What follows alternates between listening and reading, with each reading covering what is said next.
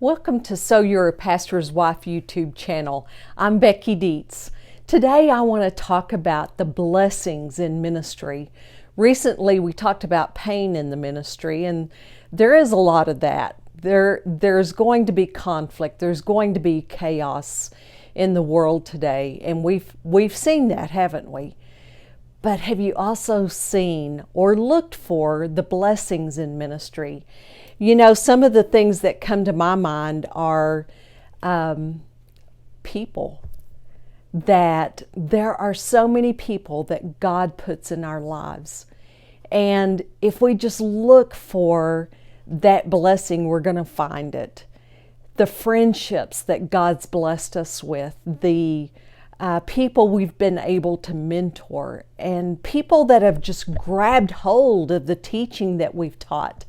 That's so encouraging that when we're faithful with the Word of God and we mentor and disciple others and they receive and they take in, and not only do they take in, but then they turn and give out to someone else.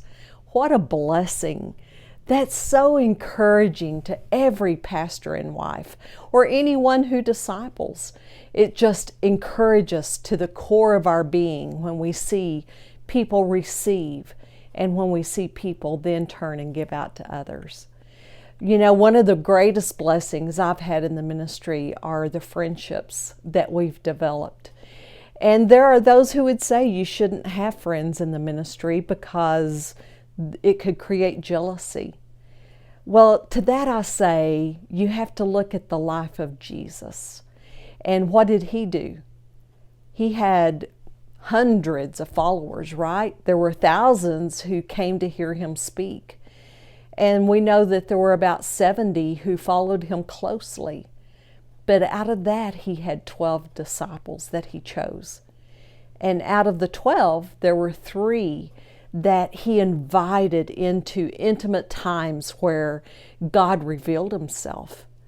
And out of the 3, John tells us that there is a disciple that Jesus loved and even committed his own mother to this person at the cross.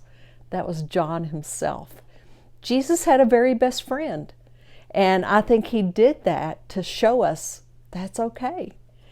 And so the friendships we've built in ministry have been long-lasting. They have been friends not just for a season, but for a lifetime.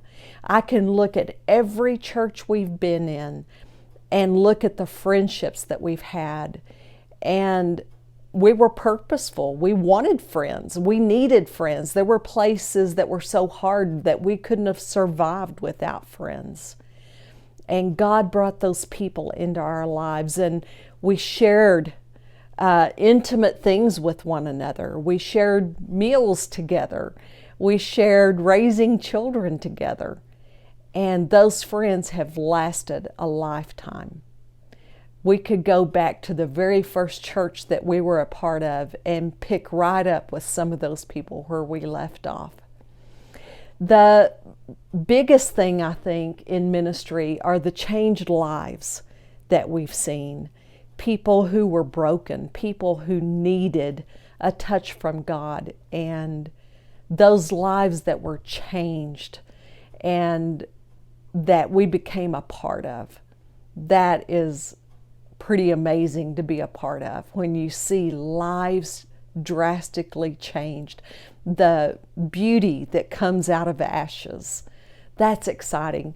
You know, people have blessed us in other ways. There have been, I think about the financial gift when our son was born. We had no money, and the hospital was saying, you have to have this money by next week.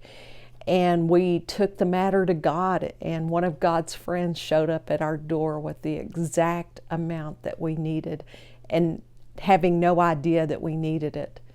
I think about the friends who called Andy into his office and said, we want to give you this money, because they knew we had 3 children getting married within 15 months of one another.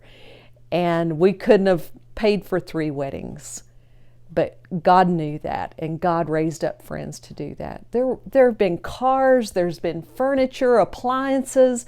Oh my goodness, we've been so blessed with gifts. But out of all of the gifts, the greatest gift have been the friends that have linked arms with us to do this ministry, to do the battles together, and to walk side by side with us.